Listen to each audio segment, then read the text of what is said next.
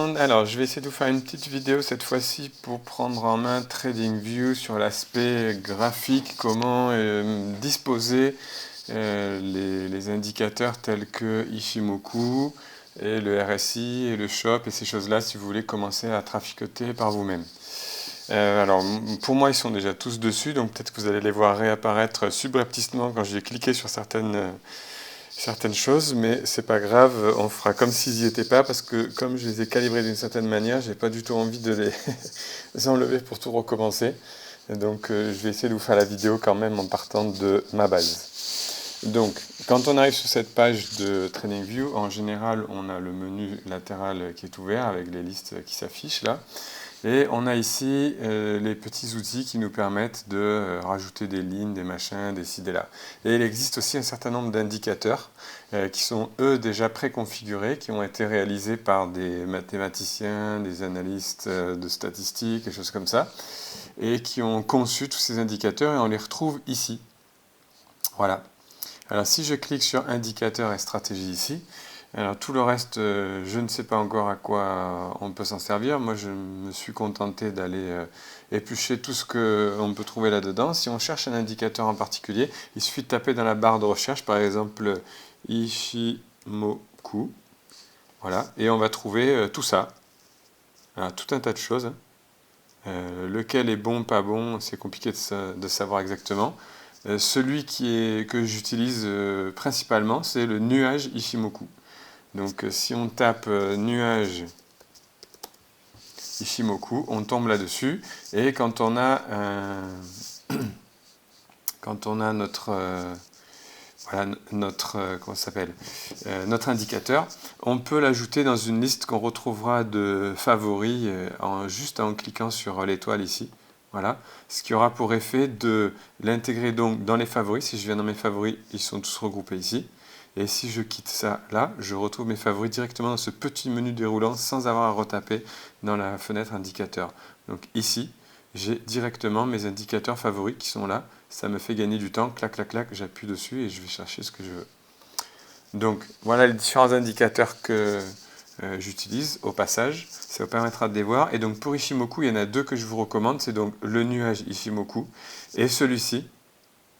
On va aller le... ah oui, forcément. Voyons voir. Donc je vais reprendre sur une recherche de base. Il s'appelle MTF. Voilà. MTF Ichimoku Cloud de Anthony F50.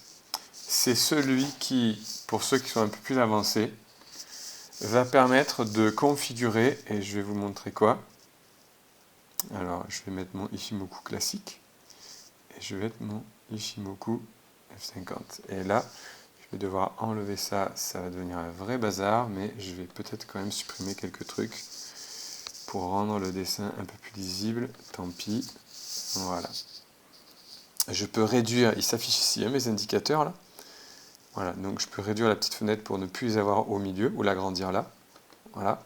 Si je veux cacher un indicateur en particulier, il me suffit de passer le curseur dessus et cliquer sur le petit œil. Voilà, il me fait apparaître ou disparaître un indicateur. Voilà. Et si je vais cliquer sur la petite roulette qui est ici, comme les paramètres là, ben, je vais pouvoir paramétrer l'indicateur avec pas mal de précision. Voilà. Donc je vous suggère d'utiliser donc Ichimoku avec une première information pour la base de la base. Hein. C'est peut-être pas la peine d'aller chercher déjà l'autre. Vous me direz si vous voulez que je vous explique plus l'autre, à quoi il sert et comment on s'en sert. Mais je pense que déjà la base serait pas mal que vous ayez le Ichimoku tout simple. Et le Ichimoku tout simple, alors, ligne de conversion, c'est ce qu'on appelle la Tenkan. La Tenkan, c'est cette petite moyenne mobile à 9 périodes, là. C'est celle qui fluctue le plus avec le cours, qui passe régulièrement dessus-dessous. La Kijun, dont je parle souvent, qui est vraiment une droite d'alerte, qui signifie en général des changements de tendance quand on la croise, ou qui va nous donner justement l'alerte quand on va commencer à s'en rapprocher, c'est la Kijun. Moi je l'ai mise en rouge, vous pouvez changer la couleur ici tout simplement et forcer le trait. Alors j'ai très fin, très moyennement fin, très épais, très épais. Moi j'ai mis un trait, bon si on considère un 2, 3, 4 comme des niveaux, je mets au niveau 2 ma Kijun parce que c'est la droite la plus importante avec la SSB en violet et avec la Lagging Span aussi. Voilà, donc celles-ci je les ai redécorées, là, je les ai calibrées sur 2 et pas une épaisseur, voilà, 2 épaisseurs. Pour qu'elle soit plus facile qu'elle soit rendue visible sur mon dessin. Voilà. Une fois que j'ai changé ma couleur et que j'ai calibré ça, je clique n'importe où à côté de la fenêtre et quand je clique sur d'accord, ça me valide tout ça. Donc en bleu, ligne de conversion, c'est la Tenkan. Tenkan Sen, le nom exact. La rouge, qui s'appelle ici sur Ishimoku dans TradingView ligne de base, hein, mais bon voilà, c'est la Kijun, qui s'appelle Kijun Sen dans le système Ishimoku. La Lagging Span, c'est la qu'on appelle ici délai de retournement sur TradingView, je ne sais pas pourquoi, mais bon voilà, peut-être la traduction pour le français, parce que si c'était en anglais, peut-être ce serait différent. Ce serait la Shiku Span ou Lagging Span, ça dépend des appellations plus ou moins modernes. En tout cas, ici, moi, je l'ai mise en jaune et je lui ai fait renforcer le trait, là, voilà.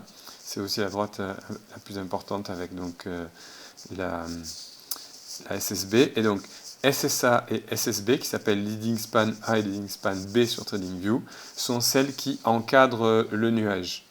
Voilà, le nuage de Ishimoku. Et moi, j'ai forcé la SSB, parce que c'est celle qui est une moyenne de 52 périodes, quand celle-ci est une moyenne de 26 périodes et la Tenkan de 9 périodes. Donc elle donne vraiment un signal très fort, le fait qu'elle soit de 52 périodes, c'est quand même une solide moyenne.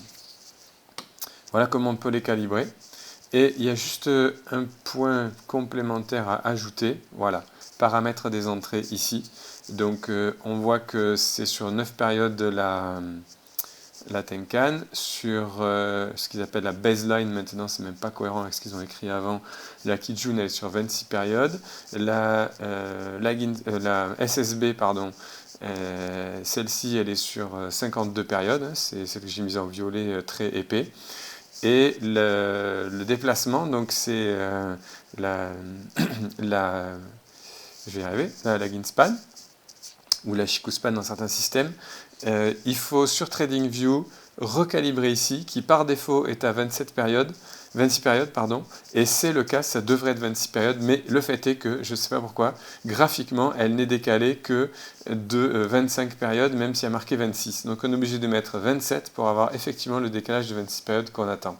Ça va avoir pour effet de décaler la Lagging Span de un cran de plus, voilà, une unité de temps de plus, par rapport à ce qu'elle est ici. Si je compte ici toutes mes périodes, là, je dois avoir normalement 26 périodes pile poil jusque là, quoi. Parce que, pour rappel, la Lagging Span est exactement la réplique du cours, mais 26 périodes en arrière. Voilà. Donc je pense avoir fait le tour. Donc en résumé, comment on met l'indicateur Ishimoku et comment on le trouve? On le trouve donc dans les indicateurs ici, en faisant une recherche en tapant simplement Ishimoku. Quand l'indicateur apparaît, on peut lui mettre une petite étoile, ça finira dans la zone des favoris ici. L'indicateur s'affichera dans une manière brute, configurée par défaut par TradingView. On le retrouve ici dans notre catégorie des favoris. Et si on veut le calibrer, eh bien, il suffit d'aller... Alors normalement, il apparaît ici aussi par défaut. On peut fermer cette petite fenêtre-là et l'ouvrir ainsi. Et il suffit d'aller donc ici, dans les paramètres, pour aller chercher la petite fenêtre qui permettait de paramétrer le style, pour les couleurs, forcer le trait, etc. Et les paramètres en entrée pour changer le 26 en 27 sur le déplacement, qui est le déplacement de la Lagging Span 26 périodes en arrière. Voilà, je pense que j'ai fait un bon résumé. Et maintenant, il ne vous restera plus qu'à mettre ça sur vos graphes pour commencer à déjà voir certains repères et vous demander quand est-ce que les cours vont corriger ou pas. Et bien à bientôt pour la suite.